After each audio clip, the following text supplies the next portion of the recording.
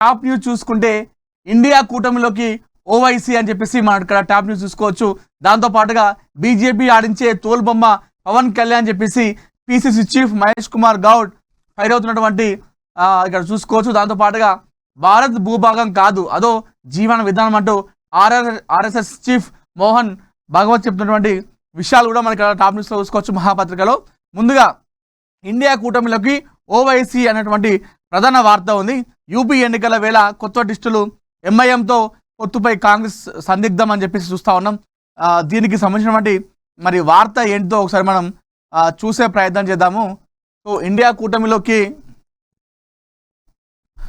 ఓవైసీ వెళ్తా ఉన్నారంట. ఆమ్ ఆద్మీ పార్టీ తృణమూల్ కాంగ్రెస్ ను వరుసగా బీజేపీ దెబ్బతీయడంతో ఇండియా కూటమిని నడుపుతున్న కాంగ్రెస్ పార్టీకి ప్రాధాన్యం పెరిగింది. దీంతో గతంలో కాంగ్రెస్ కు దూరంగా ఉన్న పార్టీలు సైతం ఇప్పుడు ఇండియా కూటమిలోకి వస్తాయని సంకేతాలు ఇస్తున్నాయి. ఇదే క్రమంలో హైదరాబాద్ ఎంపీ అసదుద్దీన్ ఓవైసీకి చెందిన ఎంఐఎం సైతం ముందుకొచ్చింది. ఈ ఏడాది చివరిలో లేదా వచ్చే ఏడాది ప్రారంభంలో యూపీ అసెంబ్లీ ఎన్నికలు జరగాల్సి ఉంది. అక్కడ వరుసగా 2 సార్లు అధికారంలో ఉన్న యోగి ఆదిత్యనాథ్ నేతృత్వంలోని బీజేపీని గద్దె దింపేందుకు విపక్షాలు ఏకమవుతున్నాయి. గత లోక్సభ ఎన్నికల్లో యోగి ప్రభావాన్ని దాదాపుగా తగ్గించి అయోధ్య వంటి స్థానాల్లోని గెలిచి చూపించిన కాంగ్రెస్ సమాజ్వాద్ పార్టీ కూటమిపై ఈసారి అసెంబ్లీ ఎన్నికల్లోనూ భారీ అంచనాలున్నాయి. దీంతో 2022 ఎన్నికల్లో యూపీలో ఒంటరిగా పోటీ చేసి ఒక్క సీటు కూడా గెలుచుకొని ఎంఐఎం ఈసారి విపక్ష కూటమితో చేతులు కలిపేందుకు సిద్ధమవుతుంది. ఈ మేరకు ఎంఐఎం అధినేత అసదుద్దీన్ ఓవైసీ సంకేతాలు ఇచ్చారు. బీజేపీని తిరిగి అధికారంలోకి రాకుండా చేసేందుకు విపక్షాలతో చేతులు కలిపేందుకు సిద్ధమని ఓవైసీ ప్రకటించారు. తమకు తగిన గౌరవం సమాన హోదా ఇచ్చేందుకు సిద్ధంగా ఉన్న పార్టీలతో కలిసి పోరాడేందుకు సిద్ధంగా ఉన్నట్లు తెలిపారు. తద్వారా ఇండియా కూటమికి తనను చేర్చుకోవాలని ఆయన సంకేతాలు ఇచ్చారు. గతంలో పలు రాష్ట్రాలు తమకు వ్యతిరేకంగా బరిలోకి దిగి ఓటు చీల్చి బీజేపీకి మేలు చేసిన ఓవైసీని ఇండియా కూటమిలోకి చేర్చుకునేందుకు కాంగ్రెస్ ఇష్టంగా లేనట్టు తెలుస్తుంది. ఓవైసీ పార్టీని ఇండియా కూటమిలో చేర్చుకోవడంపై అధిష్టానం నిర్ణయం తీసుకుంటుందని ఎంపీ ఇమ్రాన్ మసూద్ తెలిపారంట. అయితే ఎస్పీ నేతలు మాత్రం బీజేపీని ఓడించేందుకు కలిసొచ్చే ఏ పార్టీతో అయినా పొత్తు పెట్టుకుంటామని చెప్పేసి వెల్లడిస్తూ ఉన్నారు. ఈ నేపథ్యంలో త్వరలో ఎంఐఎంను కలుపుకపోవడంపై కాంగ్రెస్ ఎస్పీ క్లారిటీ ఇస్తామని చెప్పేసి భావిస్తూ ఉన్నారు. సో ఇది కథ. యూపీ ఎన్నికల వేళ ట్విస్టులపైన ట్విస్టులు జరుగుతూ ఉన్నాయి. ఏదైతే అక్కడ బీజేపీ పార్టీని అధికారంలోకి రాకుండా ఉండేందుకు అక్కడ ఇండియా కూటమి చాలా ప్రయత్నాలు చేస్తూ ఉన్నాయి. ఇప్పటికే బీజేపీ ప్రభుత్వం అక్కడ వచ్చిన తర్వాత అటు సమాజ్వాదీ పార్టీ కావచ్చు, దాంతోపాటుగా ఎంఐఎం పార్టీలు అన్నీ కూడా తలుపులు మూసుకుపోయాయి. వాళ్ళకి ఎలాంటి దారి లేదు. ఇలాంటి సమయంలో ఆ తలుపులు ఓపెన్ చేసే విషయంలో ఇండియా కూటమితో వాళ్ళు పొత్తుకు వెళ్ళేటువంటి అవకాశం కల్పిస్తూ ఉన్నాయి. సో ఇండియా కూటమితో కలిసి వెళితే ఆడ యూపీ ఎన్నికల్లో పోటీ చేసి తమ ఎంఐఎం పార్టీ పోటీ చేసి కనీసం సీట్లు గెలుచుకున్న విషయంలో మనం పార్టీని బలోపేతం చేయొచ్చనేటువంటి ఉద్దేశంతో ఉన్నట్టుగా తెలుస్తూ ఉంది. గతంలో అక్కడ పోటీ కూడా ఇవ్వలేకపోయింది ఎంఐఎం. అయితే ఇలాంటి నేపథ్యంలో ఒంటరిగా వెళితే అక్కడ ఎలాంటి లాభం లేదు మనకు. సో కాబట్టి మనకు ఇండియా కూటమితో వెళితే అక్కడ మనం గెలిచే అవకాశాలు ఉంటాయి. కాబట్టి ఆ ఇండియా కూటమితోనే వెళ్ళాలన్నటువంటి ఆలోచన కూడా చేస్తున్నట్టుగా తెలుస్తూ ఉంది ఎంఐఎం. ఇక్కడ అధినేత దీనిపైన అయితే ఒక మంతనాలు జరుపుతూ ఉన్నాడు, దీనిపైన డిస్కషన్ చేస్తూ ఉన్నాడు. అయితే గతంలో చూసుకుంటే కాంగ్రెస్ పార్టీ మరోవైపు చూసుకుంటే గతంలో అక్కడ కాంగ్రెస్ పార్టీ ఓడిపోవడానికి ఓవైసీ లాంటి పార్టీ అంటే ఎంఐఎం పార్టీ అక్కడ పోటీ చేయడం వల్ల ఓటు చీలిపోయి అక్కడ బీజేపీ గెలిచింది. అక్కడ ఓవైసీ వల్ల దాంతో ఎంఐఎం పార్టీ వల్ల యూపీలో నష్టం జరిగింది కాంగ్రెస్ పార్టీకి. సో ఎంఐఎం పార్టీ లేకపోతే మేము అక్కడ గెలిచే వాళ్ళం. సో మా ఓటమికి కారణం ఓట్లు చీలిపోవడం అది ఎంఐఎం పార్టీ వల్ల. సో వీరితో మనం కలవద్దని చెప్పేసి ఆడ అధిష్టానం ఉన్నట్టుగైతే తెలుస్తూ ఉంది కాంగ్రెస్ అధిష్టానం. అయితే ఈ నేపథ్యంలో ఇండియా కూటమితో వెళ్తేనే మనకు భవిష్యత్తు ఉంటుంది యూపీలో, లేదంటే కష్టం. ఎందుకంటే ఇండియా కూటమినే అక్కడ యూపీలో యోగి ఆదిత్యనాథ్ లాంటి ఉన్నటువంటి ప్రాంతంలో అక్కడ అయోధ్య లాంటి నిర్మాణం తర్వాత అక్కడ అంత పెద్ద స్థాయిలో రాణించలేకపోయింది బీజేపీ. అయితే అది ఇండియా కూటమితోనే సాధ్యమైంది కాబట్టి so MIM party Asaduddin Owaisi India కూటమితోనే యూపీ ఎన్నికల్లో బరిలోకి దిగాలని చెప్పేసి ఆలోచిస్తూ ఉన్నారు. మరి అది ట్విస్టులు ఇంకా ఎన్ని జరుగుతాయో చూడాలి. మరి ఇది బీజేపీ ఆడించే తోలుబొమ్మ Pawan Kalyan, PCC chief Mahesh Goud fire, తెలంగాణపై వ్యాఖ్యలకు కాంగ్రెస్ ఆగ్రహం. సో ఇది ఇంకా మంట చల్లారలేదు. ఏదైతే పవన్ కళ్యాణ్ అదేవిధంగా తెలంగాణ మధ్య ఏదైతే జరుగుతుందో ఆ వివాదం ఇంకా కొనసాగుతూనే ఉంది ఏదో ఒక రూపంలో.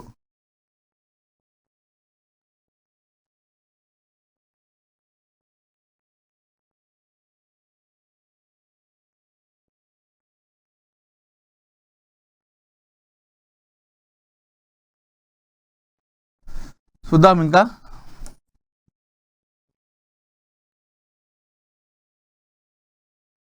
సో ఇది మోహన్ భగవత్ కూడా మూడో టాప్ న్యూస్లో మనం చూసాం కదా. సో అది ఏమని చూద్దాం.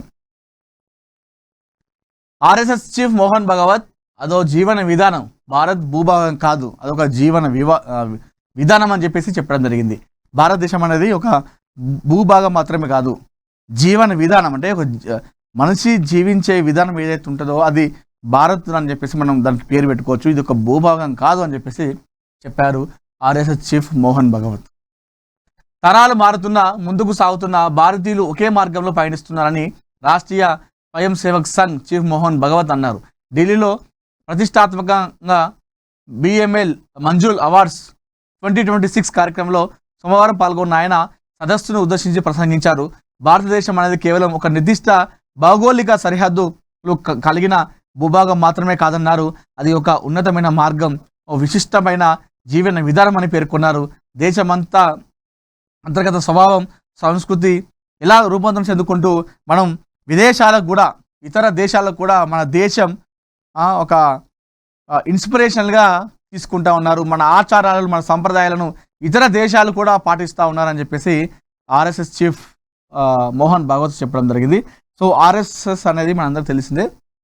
బీజేపీలో అది ఎవరు అవునన్నా కాదన్నా బీజేపీలో బీజేపీ జాతీయ అధ్యక్షుడు కానివ్వండి, లేదంటే ఎక్కడైనా ప్రధానమంత్రి అభ్యర్థిని కానివ్వండి, నిర్దేశించేది, దిశానిర్దేశం చేసేది ఆర్ఎస్ఎస్ మాత్రమే. ఎస్, ఆర్ఎస్ఎస్ అడుగు జాడల్లోనే బీజేపీ పార్టీ అనేది నడుస్తుంది. ఇది ఎవరు అనుకున్నా కాదనుకున్నా ఇది నిజం. ఆర్ఎస్ఎస్ చెప్పినట్టే బీజేపీ నడుచుకుంటూ ఉంటుంది. ఆర్ఎస్ఎస్ చెప్పినటువంటి అభ్యర్థినే ప్రధానమంత్రి నిల్చోబెడుతుంది. ఏ రాష్ట్రాలకైనా కూడా మంత్రులను కానివ్వండి, ముఖ్యమంత్రి అభ్యర్థులను పెట్టాలంటే అది ఆర్ఎస్ఎస్తోనే పని. అసలు ఎందుకు ఈ వ్యాఖ్యలు చేశాడు, మరొకసారి ఈ అంశం తెరపైకి ఎందుకు వచ్చిందో చూసే ప్రయత్నం చేద్దాము.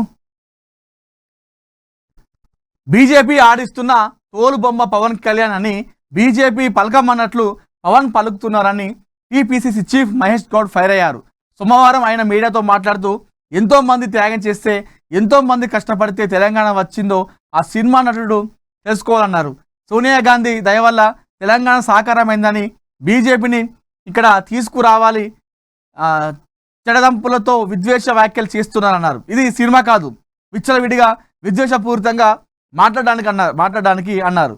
వచ్చిన తెలంగాణను 13 ఏళ్ళుగా తాము జాగ్రత్తగా చూసుకుంటుంటే ఇష్టం వచ్చినట్లు పవన్ మాట్లాడుతున్నారన్నారు.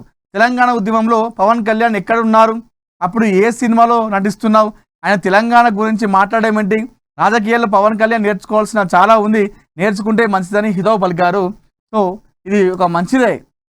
కానీ మహేష్ కుమార్ గౌడ్ గారు చేసిన వ్యాఖ్యల్లో నేను ఒక వ్యాఖ్యను ఏకీభవించాను. ఉద్యమం చేసిన తెలంగాణ ఉద్యమంలో పవన్ కళ్యాణ్ ఎక్కడున్నారు అని చెప్పేసి వ్యాఖ్యలు చేయడం జరిగింది. సో మరి ఇప్పుడున్నటువంటి ప్రభుత్వంలో క్యాబినెట్లో కావచ్చు, గత 10 ఏళ్ళ బీఆర్ఎస్ ప్రభుత్వంలో ఉన్నటువంటి క్యాబినెట్లో ఎంతమంది మంత్రులు ఉద్యమంలో పాల్గొన్నారు అన్నది కూడా మనం చూసుకోవాలి. ఈ మీదంతా ఓకే, బాగానే మాట్లాడడం జరిగింది.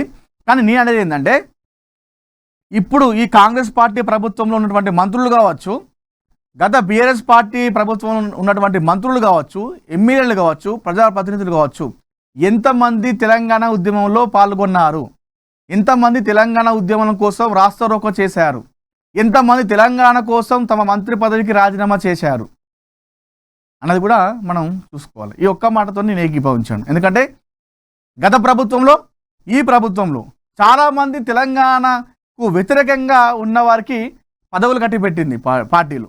గత ప్రభుత్వం కావచ్చు, ఈ ప్రభుత్వాలు కావచ్చు. నేను ఒక్క పార్టీ అనట్లేదు, అన్ని పార్టీలు అంటున్నాను, ఒక్క పార్టీని అనట్లేదు నేను. ఇది కథ. తెలంగాణ ఉద్యమం చేస్తూ ఉంటే కొంతమంది కర్రలు పట్టుకొని అతి దాడి చేసే ప్రయత్నం చేశారు తెలంగాణ ఉద్యమకారుల పైన. వారికి గత ప్రభుత్వంలో ఇప్పుడున్నటువంటి ప్రభుత్వంలో కూడా ఎమ్మెల్యే పదవులు, మా క్యాబినెట్లో పదవులు, మంత్రిగా ఇచ్చినటువంటి దాఖలు కూడా చాలా ఉన్నాయి.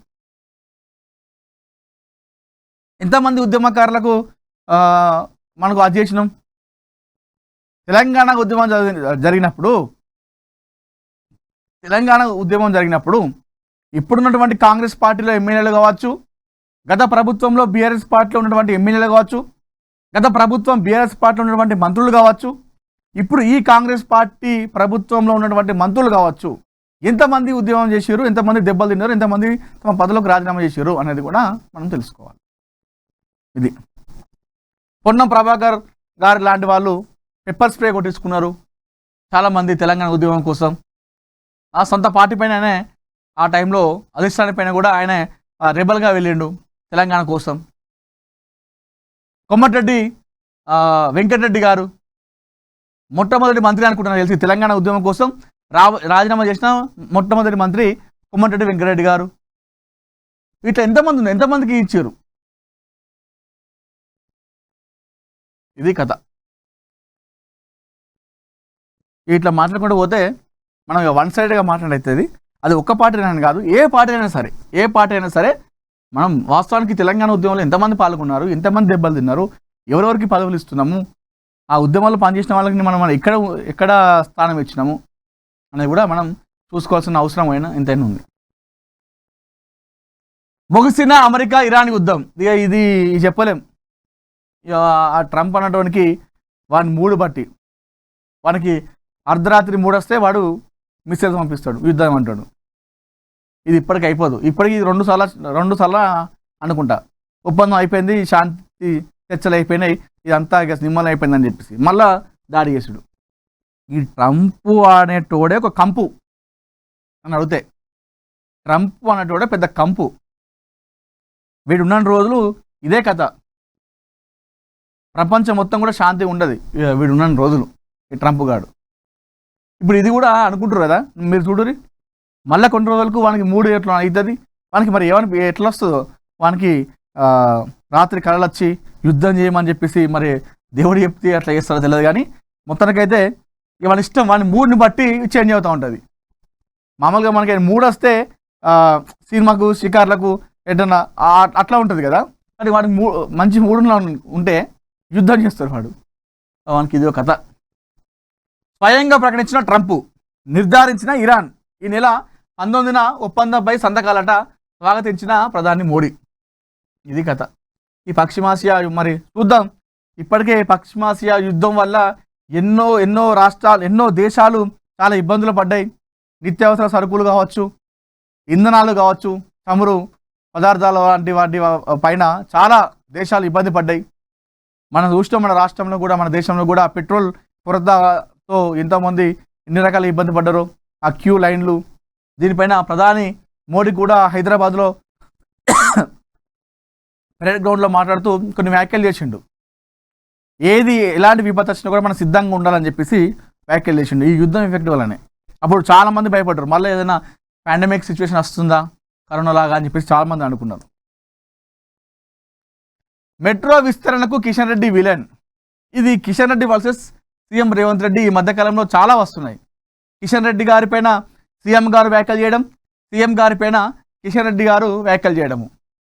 సో అంటే రేవంత్ రెడ్డి గారు ఆరోపిస్తుంది ఏంటంటే, తెలంగాణకు బడ్జెట్ వచ్చే విషయంలో, తెలంగాణకు నిధులు వచ్చే విషయంలో, తెలంగాణకు ఏదైనా అభివృద్ధి చేసే విషయంలో కేంద్రం నుండి వచ్చేటువంటి బడ్జెట్ నిధులు ఏదైతే అభివృద్ధికి ఏవైతే డబ్బులు ఉంటాయో వాటిని అడ్డుకునే ప్రయత్నం చేస్తుంది కిషన్ రెడ్డి అని చెప్పేసి సీఎం గారు ఆరోపిస్తున్నారు కిషన్ రెడ్డి గారి పైన.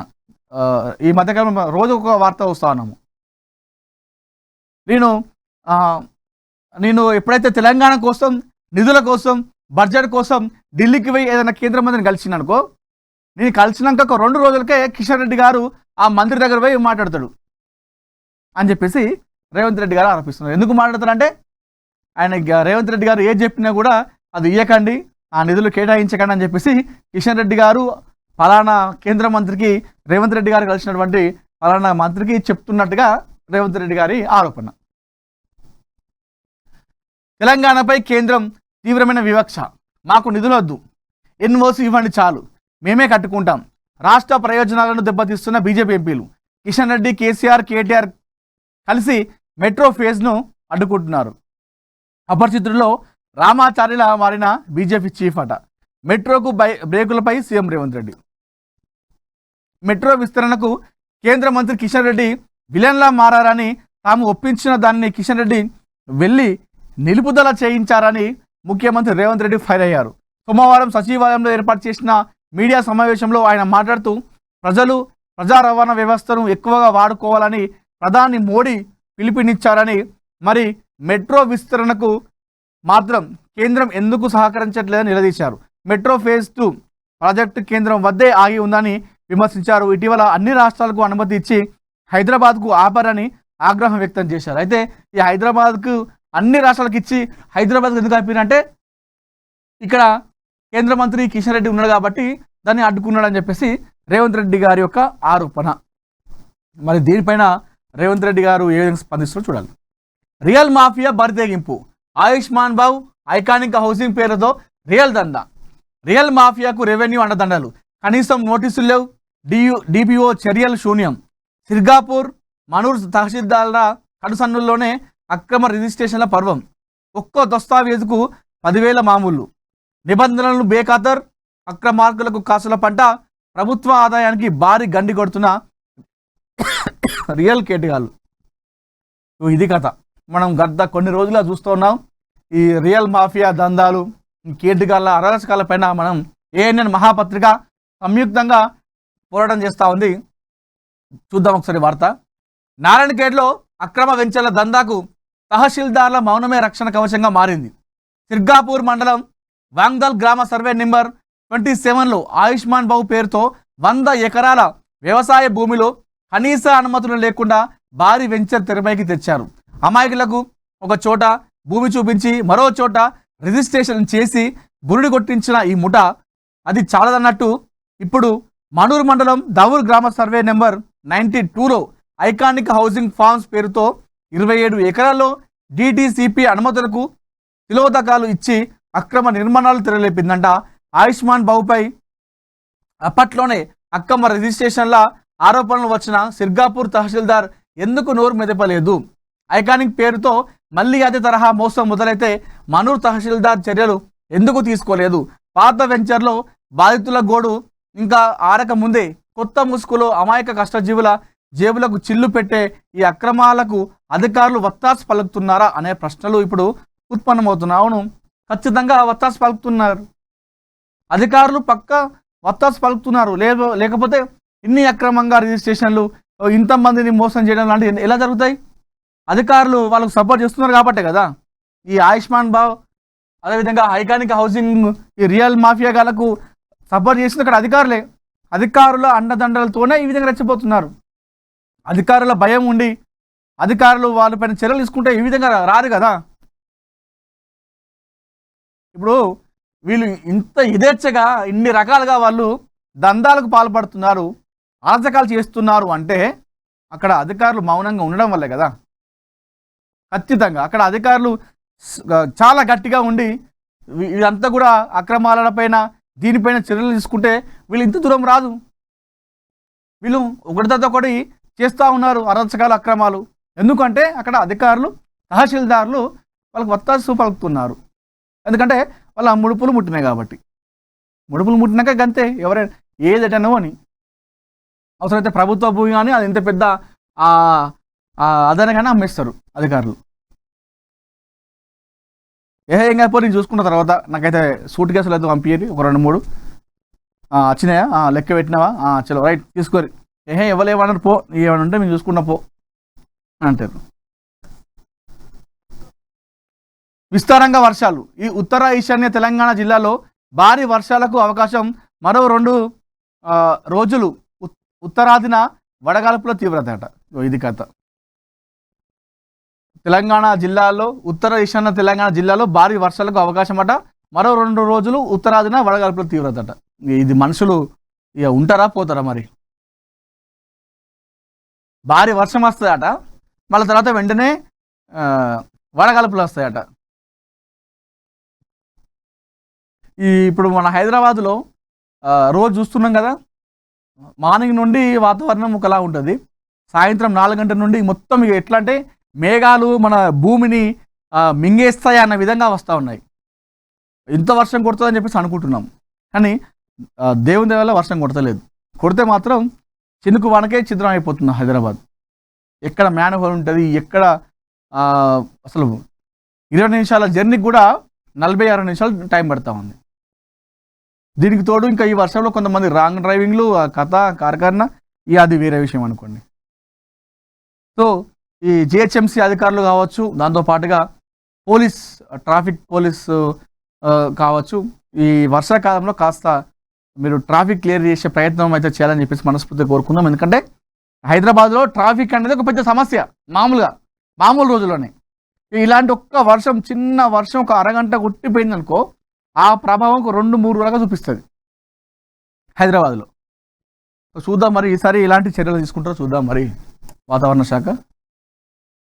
లోకేష్ దంపతుల మహా రుద్రాభిషేకం, ఏపీ ప్రజలు ఆయురారోగ్యాలతో వర్ధిల్లాలని ప్రార్థనలు.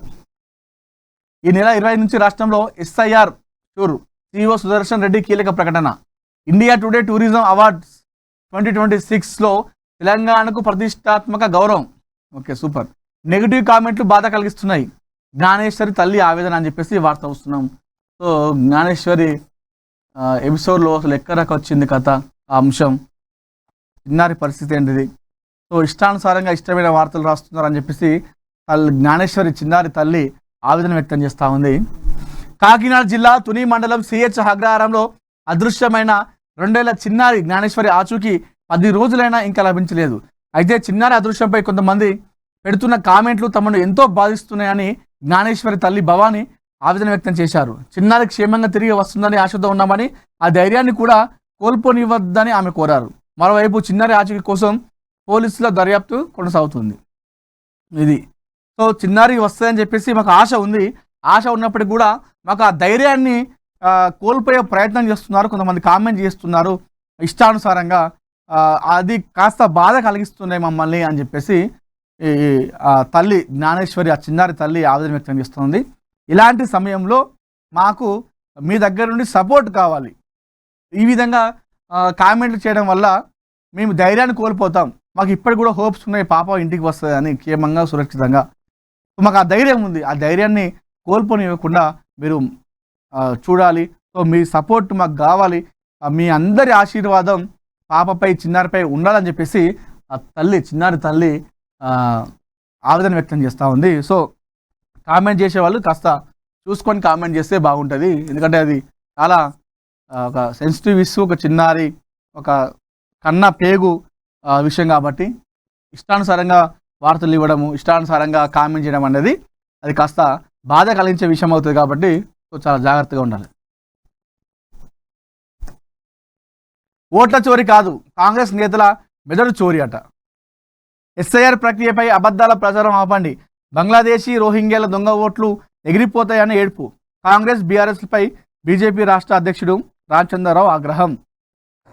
ఇప్పుడు ఏదైతే ఓటర్ ప్రక్రియ ఉందో SIR, ఇక దీనిపైన అటు కాంగ్రెస్కి ఇండియా కూటమి వర్సెస్ బీజేపీగా మారింది. తెలంగాణలో అటు కాంగ్రెస్ పార్టీ కావచ్చు, BRS పార్టీ కావచ్చు, అటు SIR పై బీజేపీ పార్టీ పైన తీవ్ర స్థాయిలో మండిపడతా ఉన్నారు, తీవ్ర స్థాయిలో వాళ్ళు వ్యతిరేకిస్తున్నారు. అయితే ఎన్ని రోజులు రేవంత్ రెడ్డి గారు చూసినాం, మనం మొన్న వ్యాఖ్యలు చేసిండు, ఓట్ల చోరీ కూడా చేస్తూ ఉన్నారు వీళ్ళు అని చెప్పేసి చెప్పడం జరిగింది. దానిపైన ఓట్ల చోరీ కాదు, కాంగ్రెస్ నేతల మెదడు చోరీ జరిగిందని చెప్పేసి బీజేపీ చీఫ్ రామచంద్రరావు గారు ఆగ్రహం వ్యక్తం చేయడం జరిగింది. రాష్ట్ర వ్యాప్తంగా విద్యార్థులకు బ్రేక్ఫాస్ట్ అట. సీఎం రేవంత్ ప్రతిష్టాత్మక పథకం ప్రారంభం. ఇది చాలా మంచి పథకం, ఇది అమలు చేయాలి. సో ఎందుకంటే ఎంతోమంది పేద విద్యార్థులు పాపం ఉదయం సమయంలో వాళ్ళ తల్లిదండ్రులు కూలి పనులకు వెళ్తూ ఉంటారు. ఆ కూలి పనులకు వెళ్ళే క్రమంలో ఒక్కొక్కసారి చేస్తారు, కొన్ని వంటకాలు చేయరు. కొంతమంది రాత్రి మిగిలిపోయిన అన్నాన్ని ఉదయాన్నే పెడతా ఉంటారు పిల్లలకి. అది మంచిది కాదు కాబట్టి సో అలాంటి పేద కుటుంబాలకు, పేద విద్యార్థులకు బ్రేక్‌ఫాస్ట్ లాంటిది తీసుకొస్తే మాత్రం ఎంతోమంది విద్యార్థులకు ఉపయోగపడుతుంది. సీఎం రేవంత్ రెడ్డి గారి పేరు అనేది చిరస్మరణీయంగా నిలిచిపోతుంది. ఈ పథకం ప్రారంభించడం జరిగింది. సో దీన్ని చాలా మంచిగా ముందుకు తీసుకెళ్ళాలి. ఇది నిర్విరామంగా కొనసాగాలని చెప్పేసి ఆశిద్దాం. ఎందుకంటే చాలామంది విద్యార్థులు మీరు నమ్ముతారో నమ్మరో చాలామంది విద్యార్థులు కూడా వాళ్ళ తల్లిదండ్రులు వాళ్ళ దగ్గర డబ్బులు లేక వాళ్ళు చేసే కష్టానికి ఆ డబ్బులకి కనీసం ఒక పూట తినేటువంటి డబ్బులు కూడా రావు కొంతమంది కూలీలకు. పాపం అట్లాంటి పేరెంట్స్ ఏం చేస్తారంటే వాళ్ళ పనికి పోతూ డబ్బులు రావట్లేదు కాబట్టి అట్లా కూడా నా పిల్లల్ని బడికి పంపిస్తే కనీసం ఒక 2 పూటలైనా తింటారు నా బిడ్డ అని చెప్పేసి చాలామంది పేరెంట్స్ ఉన్నారు ఇప్పటికి కూడా. నిజంగా కడుపు పేదరికంతో బాధపడుతున్నటువంటి పేదలు ఇంకా చాలా ఉన్నారు ఇప్పటికి కూడా. రాష్ట్ర ప్రభుత్వాలు, కేంద్ర ప్రభుత్వాలు మనకు చెప్పేది ఒకటే, మనిషికి మినిమం కూడు గూడు గుడ్డ ఇవి అనేది ఇంపార్టెంట్. అది కల్పించే విషయంలో మేము ముందుకెళ్తామని చెప్పేసి అంటూ ఉంటారు కదా.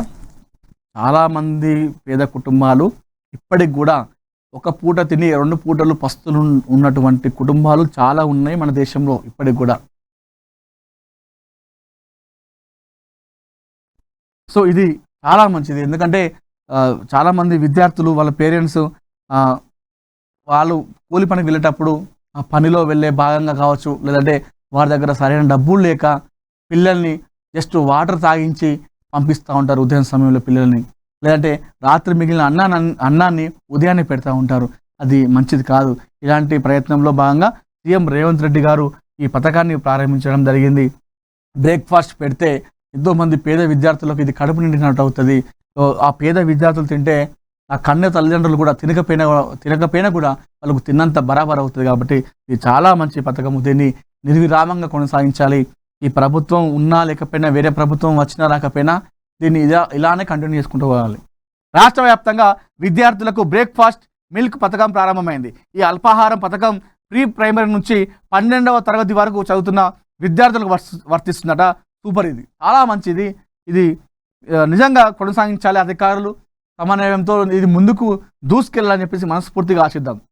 రోజు అల్పాహారం పాలు, రాగి మాల్ట్ ఇస్తున్నామని, సోమవారం దోశ, చట్నీ, చపాతీ కూర పాలు, మంగళవారం మిల్లెట్ ఇడ్లీ 2, సాంబార్ మరియు రాగి జావా, బుధవారం పూరి 2 లాట, ఆలు కుర్మా పాలు, గురువారం మిల్లెట్ ఇడ్లీ 2, సాంబార్ రాగి జావాట, శుక్రవారం మిల్లెట్ ఉప్మా, పొంగల్ చట్నీ పాలు, శనివారం బోండా 2, చట్నీ రాగి జావా, సోమ బుధ శుక్రవారాలు పాలు, మంగళ గురు శనివారాలు రాగి జావా ఉంటాయని అధికారులు తెలిపారు. తొలి రోజు బ్రేక్‌ఫాస్ట్తో విద్యార్థుల్లో తల్లిదండ్రుల్లో హర్షం వ్యక్తమైంది.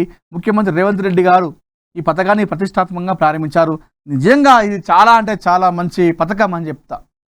చాలా నచ్చింది. ఏదైతే కాంగ్రెస్ పార్టీ పథకాలు అయితే ఏదో తీసుకొచ్చిందో, మహాలక్ష్మి కావచ్చు, ఇంకా కొన్ని ఉన్నాయి కదా, వాటన్నిటిలో నాకు ఇది చాలా బాగా నచ్చింది అబ్బా. నిజంగా ఎందుకంటే విద్యార్థులకు ఉదయం సమయంలో కూడా టిఫిన్లు పెట్టడం, అది కూడా ఎంత మంచి క్వాంటిటీ. ఇప్పుడు ఏదైతే ఇప్పుడు చెప్పిర్రో ఈ రాగి జావా, ఆలు కుర్మా, మిల్లెట్ ఇడ్లీలు, పూరీలు, చట్నీ రాగి జావా, ఇవన్నిటితోని మనం ఇక్కడ హైదరాబాద్లో ఉండాలంటే హాస్టల్లో మినిమం 10,000 తీసుకుంటారు ఇంత మంచిగా పెట్టాలంటే. ఇట్లాంటివన్నీ కూడా ప్రభుత్వ పాఠశాలలో ఇస్తూ ఉన్నారు. ప్రభుత్వ విద్యా సంస్థలు ఇవ్వడం అనేది చాలా హర్షణీయం. ఈ విషయంలో రేవంత్ రెడ్డి గారికి మనం హ్యాట్స్ ఆఫ్ చెప్పాలి.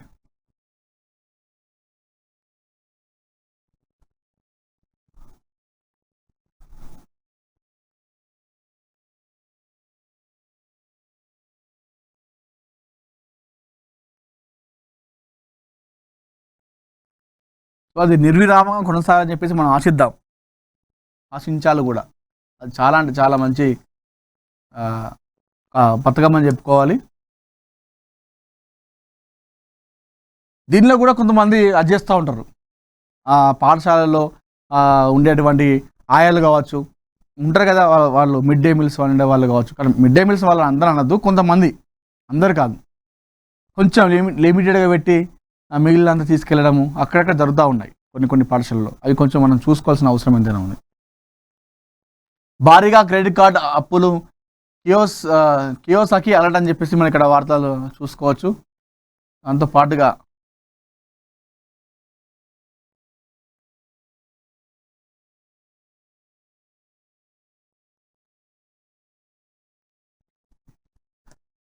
బస్సులో బాస్, ఇది మనిషి ఆశావాది. ఆ ఆశ అతన్ని ముందుకు నడిపిస్తుంది. ఆశ లేని వారు అత్యంత అరుదుగా ఉంటారు. ఇంకా రాజకీయంలో నిత్య ఆశావాదులే ఉంటారు. నిజం, రేపటి పైనే వారి ఆశలన్నీ ఉంటాయి. అవే వారిని ముందుకు నడిపిస్తాయి. ఇప్పుడు తెలంగాణలోని రాజకీయ పార్టీలో ఇదే కనిపిస్తుంది. ముఖ్యంగా తెలంగాణ రాష్ట్రం ఏర్పాటు అయ్యి 10 ఏళ్ల పాటు అధికారంలో కొనసాగిన బీఆర్ఎస్ ఇప్పుడు ఆశల పల్లకి వైపు అడుగులు వేస్తోంది. ఎన్నికలకు ఇంకా 2.5 ఏళ్ల సమయం ఉన్న భవిష్యత్తు వ్యూహ రచనలపై ఆ పార్టీ నేతలు దృష్టి పెట్టారు. బీఆర్ఎస్ కార్యనిర్వాహక అధ్యక్షులు కేటీఆర్ మాటలు అందుకు నిలువెత్తు సాక్ష్యాలు. వచ్చే అసెంబ్లీ ఎన్నికల ఫలితాలు ఎలా ఉంటాయో ఆయన జోష్యం చెప్పేస్తున్నారు. ఇప్పటికిప్పుడు ఎన్నికలు వచ్చిన బీఆర్ఎస్ 100 స్థానాలు సునీసంగా గెలుచుకొని అధికారంలోకి వస్తుందని ఆయన ధీమాగా చెప్పేస్తున్నారు. ఇందుకు బలమైన కారణాలు కూడా ఆయన సవివరంగా వినిపిస్తున్నారు. సీఎం రేవంత్ రెడ్డికి పరిపాలన లక్షణాలు లేవంటారు కేటీఆర్. కాంగ్రెస్ పాలనలో ఏ వర్గం సంతోషంగా లేదని, ఎవరికి సంతృప్తి లేదని, గత అసెంబ్లీ ఎన్నికల్లో ప్రజలకు ఇచ్చిన వాగ్దానాలు నెరవేర్చడంలో రేవంత్ సర్కార్ ఘోరంగా విఫలమైందని, ప్రజా విశ్వాసాన్ని కాంగ్రెస్ పార్టీ కోల్పోయిందని ఇలా రకరకాల విమర్శలు ఆయన ఏకరువు పెట్టిస్తున్నారు. ఇక్కడే ఆయన ఓ సంచలన ప్రకటన కూడా చేశారు. వచ్చే అసెంబ్లీ ఎన్నికలు రసవత్తరంగా జరుగుతాయని, కాంగ్రెస్ అసలు పోటీలోనే ఉండదని చెప్పుకొచ్చారు. ప్రధాన పోటీ బీఆర్ఎస్ బీజేపీ మధ్యనే ఉంటుందని ముక్తాయింపు ఇచ్చారు. ఇదే ఇప్పుడు తెలంగాణలో హాట్ టాపిక్గా మారుతుంది. కేటీఆర్ చెప్పినంత బలహీన పరిస్థితిలో కాంగ్రెస్ పార్టీ ఉందా అనేది ఒక సందేహం అయితే, తెలంగాణలో బీజేపీ అంత బలం పుంజుకుందా అనేది మరో అనుమానం ఇప్పుడు రాజకీయ విశ్లేషకులకు కూడా వేస్తుంది. కేటీఆర్ లెక్కలు ఏమిటి? ఏ ప్రాతిపదికన ఆయన ఈ వ్యాఖ్యలు చేశారు? ఆయనకు ఇంత నమ్మకం ఎలా వచ్చింది? అదే అందరి మెదడులో మెదులుతున్న ప్రశ్న అంట. ఇది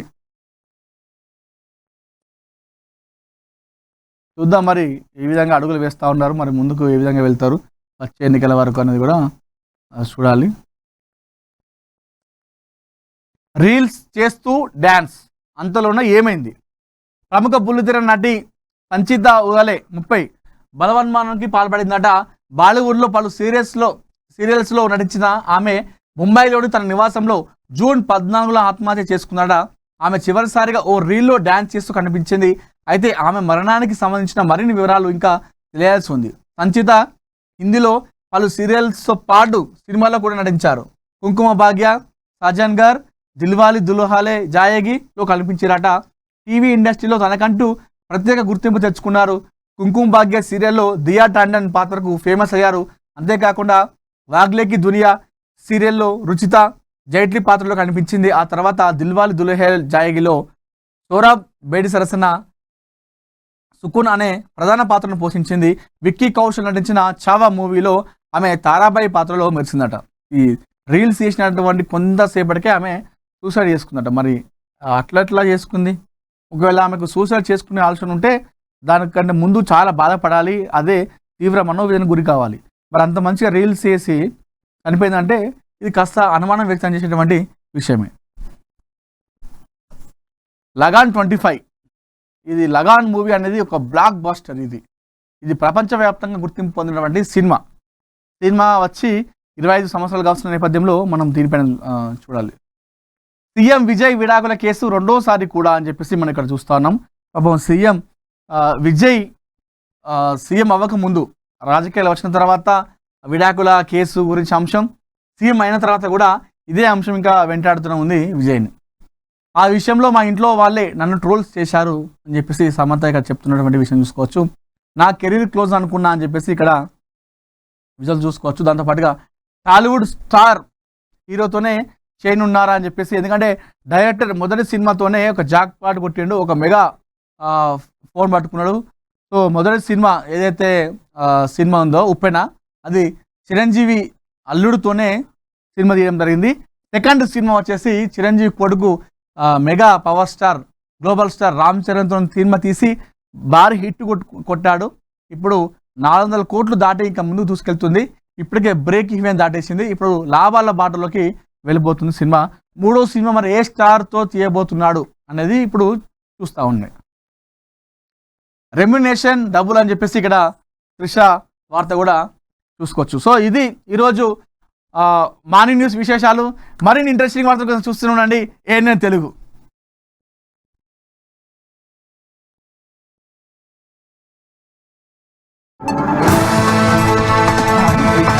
ఏంది మీరు